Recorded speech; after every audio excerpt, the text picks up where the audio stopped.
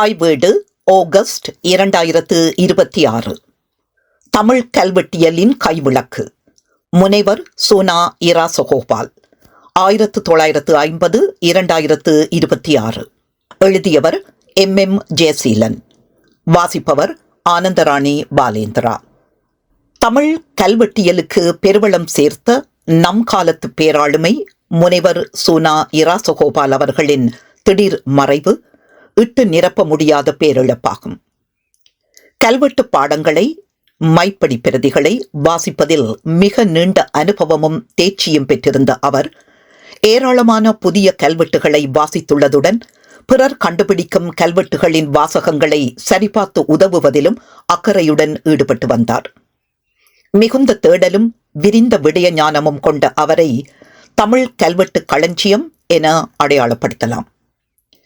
தமிழ்நாட்டு அரச தொல்லியல் துறையில் கல்வெட்டாய்வாளராக பணி நியமனம் பெற்று 1975 முதுநிலை கல்வெட்டு ஆய்வாளராக உயர்ந்த அவர் தமிழகத்தின் பல்வேறு பிரதேசங்களிலும் கள ஆய்வுகளை மேற்கொண்டு கல்வெட்டுகளை படியெடுத்து வெளியீட்டுக்கு தயார்படுத்துவதில் பெரும் பங்கு வகித்துள்ளார்.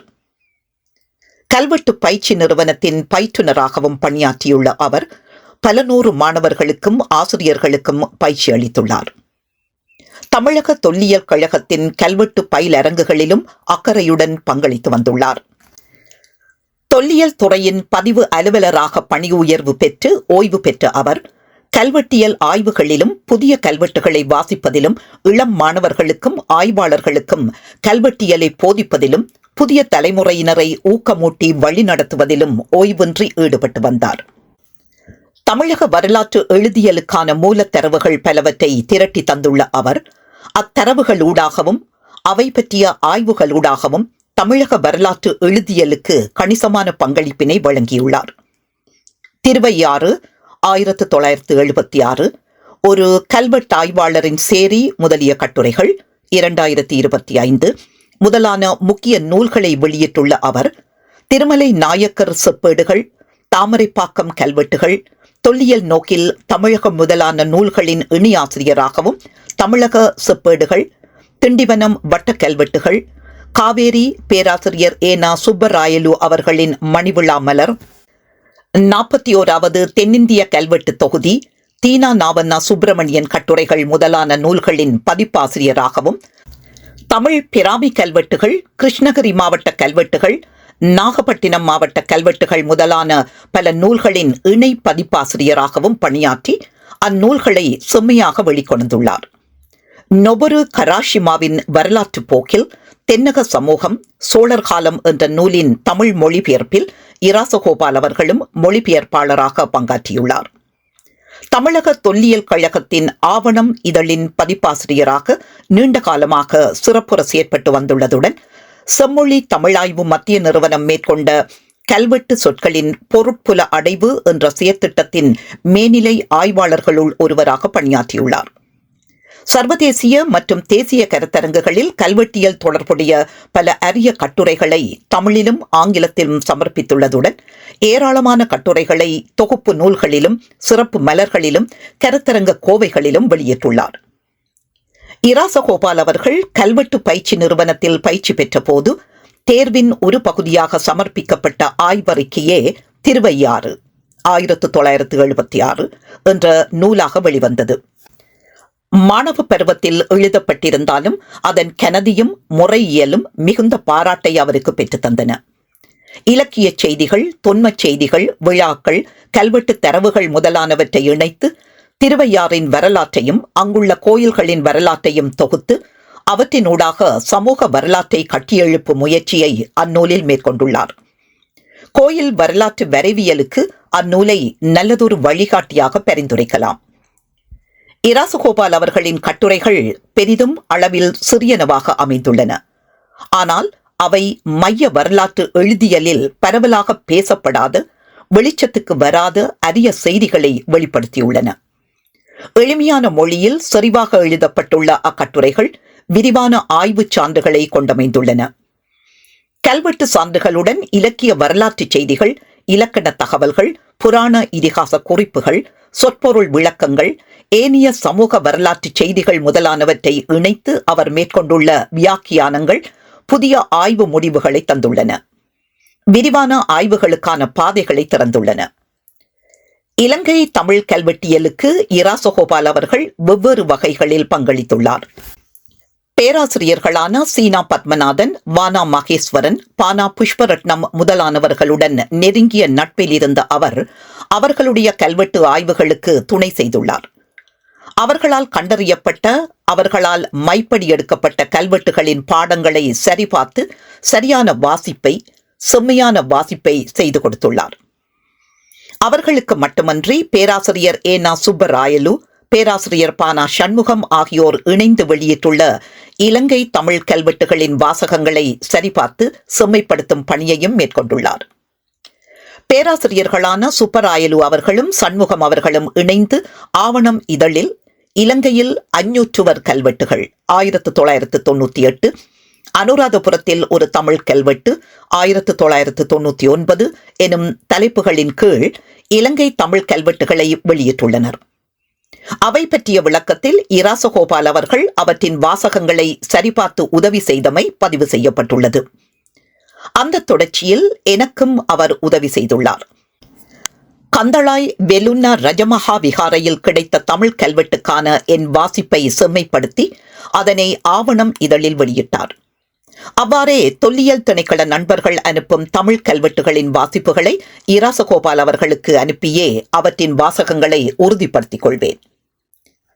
இலங்கை தமிழ் கல்வெட்டியலில் ஆர்வம் செலுத்தும் புதிய தலைமுறையினருள் அநேகமானவர்கள் இராசகோபால் அவர்களின் மாணவர்கள் ஆவர். இந்து சமய கலாசார அலுவல்கள் திணைக்களம் 2010 முதல் மாணவர்களுக்கான கல்வெட்டியல் மற்றும் சிற்பக்கலை தொடர்பான குறுகிய கால பயிற்சி நெறிகளை நடத்தி வருகிறது. தொடக்க காலத்தில் இராசகோபால், வேதாசலம் ஆகியோரே தொடர்ந்தும் பயிற்சி அளித்தனர். கொழும்பு, யாழ்ப்பாணம், மட்டக்களப்பு ஆகிய இடங்களில் பயிற்சிகளை வழங்கிய அவர்கள் மாணவர்களை கள ஆய்வுகளுக்கும் அழைத்துச் சென்றனர். அவர்களின் கற்பித்தலும் ஊக்கப்படுத்தலும் கல்வெட்டியல் மீதான ஆர்வத்தை பலரிடத்து ஏற்படுத்தின. அவ்வாறு ஆகர்ஷிக்கப்பட்டவர்களுள் நானும் ஒருவன்.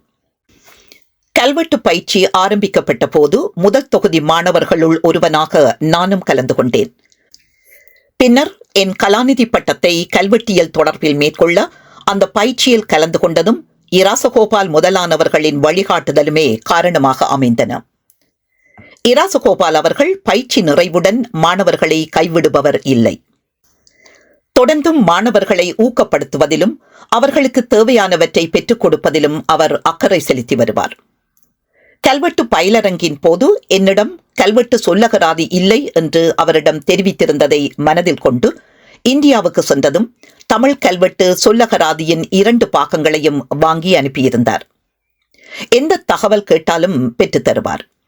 என் ஆய்வுக்கு தேவையான பல தகவல்களை அவரிடமிருந்து பெற்றுக்கொண்டதுடன் ஐயங்களையும் தீர்த்துக் கொண்டேன். இளங்கலை மாணவனாக ஆரம்பித்த உறவு கலாநிதி பட்டத்திற்கு பின்னரும் தொடர்ந்தது.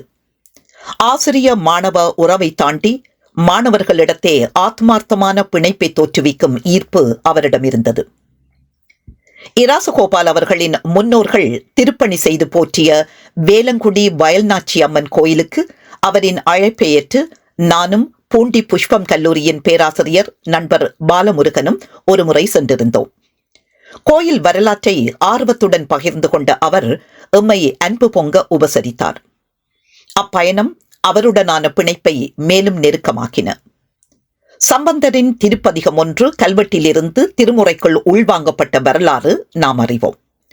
அக்கல்வெட்டுள்ள திருவிடை வாசலே, திருவிடை வாயில் பாலமுருகனின் சொந்த ஊர். அக்கோயிலில் உள்ள கல்வெட்டுகளை படியெடுத்த நாம் அவற்றையும் அன்று கொண்டு சென்றிருந்தோம். கோயில் திருவிழா வேலைப்பழுவிற்கு மத்தியிலும் அவற்றை பார்த்த இராசகோபால் அவர்கள் ஐயங்கள் சிலவற்றையும் களைந்தார்.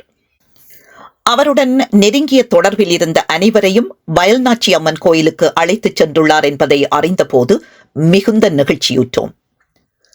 மாணவர்களின் வளர்ச்சிக்கான பாதைகளை உருவாக்குவதிலும் அவர்களுக்கான தொழில் வாய்ப்புகளை பெற்றுக் கொடுப்பதிலும் இராசகோபால் அவர்கள் எப்போதும் அக்கறை செலுத்தி வந்தார். அவரின் மாணவன் என்ற வகையில் என் வளர்ச்சிக்கான பல வாய்ப்புகளை அவர் உருவாக்கி தந்தார். ஆவணம் இதழின் புதிய நூல் அறிமுகப் பகுதியில் அவர் பதிப்பித்த தீனா நாவண்ணா சுப்பிரமணியன் கட்டுரைகள் நூலுக்கான அறிமுகத்தை எழுதும் வாய்ப்பை எனக்கு வழங்கினார். அது ஆசிரியர் மாணவர் உறவை பரந்த தளத்தில் அவர் அணுகியமைக்கு நல்ல சான்றாகும். இலங்கை தமிழ் சாசனங்களை வாசிப்பதிலும் அவற்றை ஆராய்வதிலும் இராசகோபால் ஈடுபட்டுள்ளார். அவ்வகையில் ஆவணம் இதழில் அவர் வாசித்து வெளியிட்டுள்ள அனுராதபுரம் வாயிற்காவலர் கல்வெட்டுகள் 2009, இலங்கையில் முன்னீஸ்வரம் நடராஜர் மடம் கல்வெட்டு மற்றும் விளக்கு பொறிப்பு 2010, கதிர்காமம் வேல்மேடை செப்பு கவச பொறிப்பு 2011 ஆகியவையும், இலங்கை தமிழக தமிழி கல்வெட்டுகள் ஓர் ஒப்பாய்வு, வணிகக் குழு கல்வெட்டுகளில் குறியீடுகள் முதலானவையும் குறிப்பிட்டு கூறத்தக்கன. அத்துடன் பேராசிரியர் சீனா பத்மநாதன் அவர்களின் மணிவிழாவையொட்டி வெளியிடப்பட்ட பத்மம் மலரின் இணை பதிப்பாசிரியர்களுள் ஒருவராகவும் இராசகோபால் அவர்கள் பங்களித்துள்ளார். கல்வெட்டு வாசிப்பு, பதிப்பு, தொகுப்பு, ஆய்வு, பயிற்சி என பல்வேறு தளங்களில் இராசகோபால் அவர்கள் ஆற்றிய பங்களிப்புகள் தமிழ் கல்வெட்டியல் வரலாற்றில் அவருக்கு நிலையான இடத்தை பெற்று தந்துள்ள அதேவேளை அவரின் உயர்ந்த பண்பு நலன்கள், வாழ்க்கை நடைமுறை, நடத்தை முதலானவை அவருடன் தொடர்புற்ற மனிதர்களிடத்தில் உயர்ந்த மரியாதையையும் மதிப்புமிக்க இடத்தினையும் அவருக்கு வழங்கியுள்ளன. வளம்மிக்க வணிக பாரம்பரியத்திலிருந்து தோன்றிய இராசகோபால் அவர்கள் விரிந்த மனவிசாலம் கொண்டவர். வாஞ்சையுடன் அனைவரையும் அரவணைக்கும் இயல்பு கொண்டவர். தன்முனை பெற்றவர். பரோபகாரி. எளிமையும் எல்லோரையும் நேசிக்கும் பரிவும் கொண்டவர். எல்லோருடைய உயர்வுக்கும் துணை நிற்பதோடு எல்லோர் உயர்விலும் மகிழ்பவர். அவரையொத்த மனித ஆளுமைகள் அபூர்வம் என்றே கூறலாம். கல்வெட்டியலையே தன் வாழ்வாக மூச்சாக கொண்டியங்கிய இராசகோபால் அவர்கள் இந்த ஆண்டுக்கான ஆவணம் இதழின் பதிப்பு பணிகளை மேற்கொண்டவாறே தன் இறுதி மூச்சை நிறுத்தியுள்ளார். தமிழ் கல்வெட்டியலின் நம்கால கைவிளக்காக விளங்கிய அவர் தமிழ்நாட்டிலும் இலங்கையிலும் ஏராளமான சுடர்களை ஏற்றியுள்ளார். அச்சுடர்கள் வழியும் அவை ஏற்றும் புதிய சுடர்கள் வழியும் இராசகோபால் அவர்கள் என்றும் உயிர்ப்புடன் வாழ்வார். நன்றி.